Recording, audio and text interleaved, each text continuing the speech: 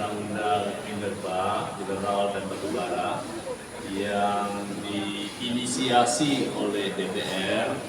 Yang pertama adalah adanya perubahan skema dalam rangka untuk pemberian izin usaha pertambangan ataupun wilayah izin usaha pertambangan dari yang sebelumnya semua mekanisme lelang sekarang berubah dengan pemberian mekanisme lelangnya tetap, tetapi juga sekaligus ada pemberian dengan cara prioritas dalam rangka untuk memberikan keadilan bagi pengusaha UMKM dan termasuk koperasi.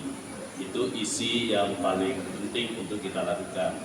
Dengan pemberian skema prioritas yang ada, itu artinya pembagian sumber daya alam yang kita miliki, semua komponen bangsa termasuk BUMD daerah penghasil itu bisa mendapatkan izin usaha pertambangan yang akan dikoordinasikan oleh Menteri ESDM dalam rangka pengembangan sumber daya ekonomi di masing-masing wilayah.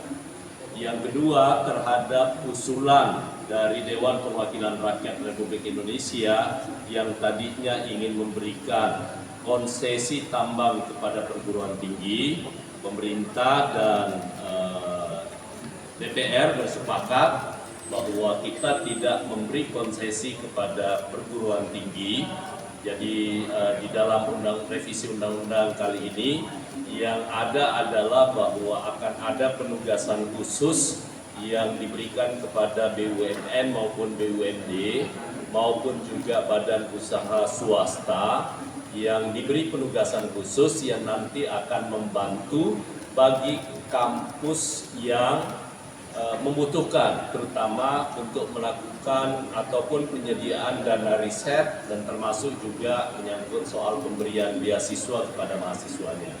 Jadi keuntungan dari penugasan khusus itu nanti bagi kampus yang membutuhkan itu akan kita sediakan lewat penugasan kepada BUMN.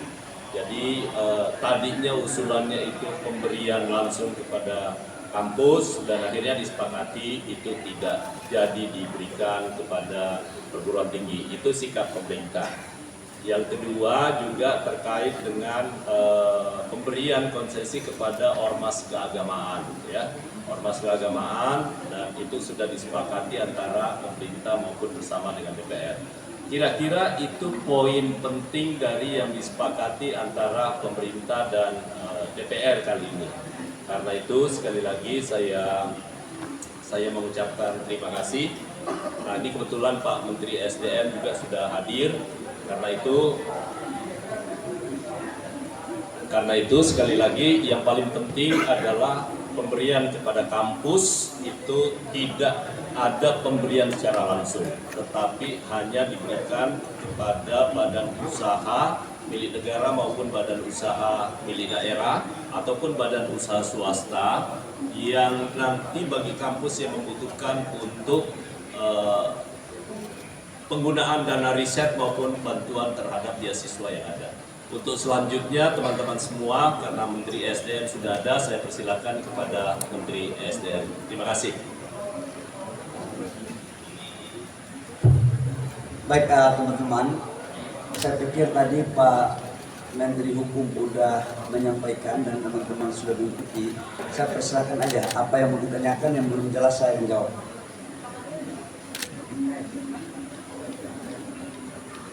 Selamat malam Pak, mau bertanya, ini kan untuk perguruan tinggi tidak jadi diberikan IUP ya, tapi melalui BUMN, BUMD dan swasta itu kan ditunjuk oleh pemerintah. Kalau boleh tahu kriterianya yang ditunjuk itu seperti apa, lalu bagaimana nanti bagi hasilnya ke perguruan tinggi itu nanti Pak? Terima kasih. Kita lagi, undang-undangnya kan besok baru insya Allah di tingkat 2 paripurna.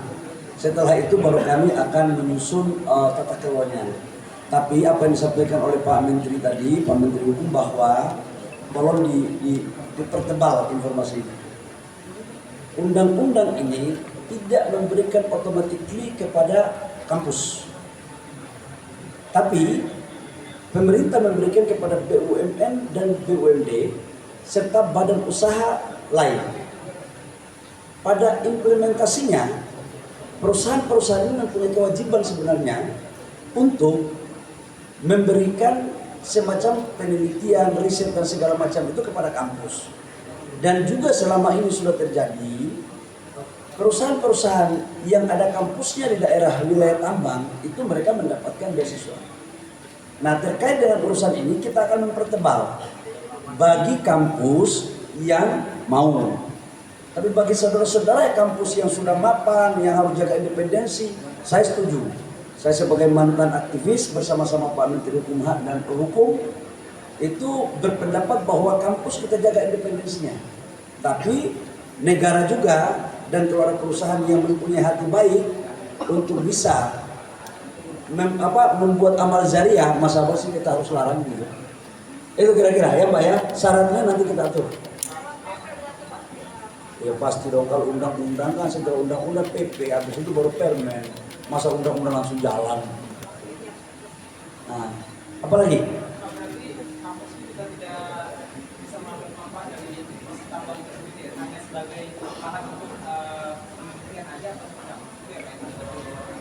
Sekali lagi saya katakan bahwa undang-undang ini tidak otomatis kampus mengelola lewat perusahaan-perusahaan BUMN, BUMD maupun perusahaan yang lain.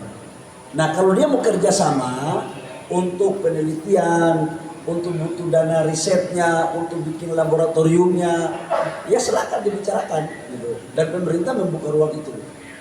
Tetapi prinsipnya adalah itu dua hal yang berbeda antara kampus dengan kewajiban perusahaan untuk memberikan beasiswa. Itu pun bagi yang mau. Kan tidak semua kampus mau menerima itu kan. Tadi kan udah jadi soal perguruan ya, kalau soal UMKM kan ada kekhawatiran ya soal modal. Gini,